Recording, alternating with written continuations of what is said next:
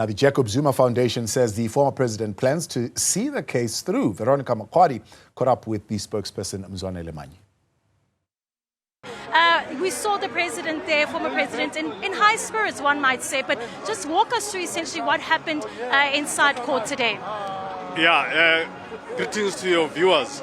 No, what happened today was just the normal process of postponement. As people would remember that we've got two parallel processes happening. The accused is still facing his woes at the criminal court, and that process is still on its way up to the Constitutional Court. So up until that matter is resolved, these civil proceedings will continue to be postponed because the one depends on the outcome of the other. So that's where we are. So this one has now been postponed to the 6th of February, and with the hope that before then there'll be a resolution of sorts on the criminal proceedings against the accused on the other processes. We also heard as well from Advocate Ramaphosa as well, speaking about the matter heading there to the Constitutional Court. What are you hoping this time round, essentially the outcome will be?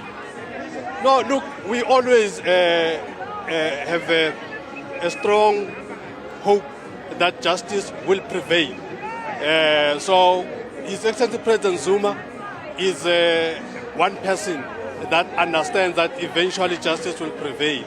He's an icon of the struggle, so he knows that nothing happens overnight. So even here, President Zuma, like he struggled against apartheid, he's going to also struggle against this Ramaphosa regime.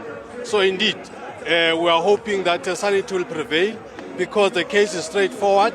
There's been a violation of the law, and the prosecution must be allowed to proceed. We hold a view as a foundation that whatever are the issues against, whatever the issues that the accused has, he must ventilate those in court. This whole notion of someone that is above the law is actually very bad for the criminal justice in this country.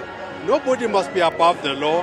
The accused must have his day in court, and whatever he has to say, he must say it in court and let the court decide. This is all we're asking for.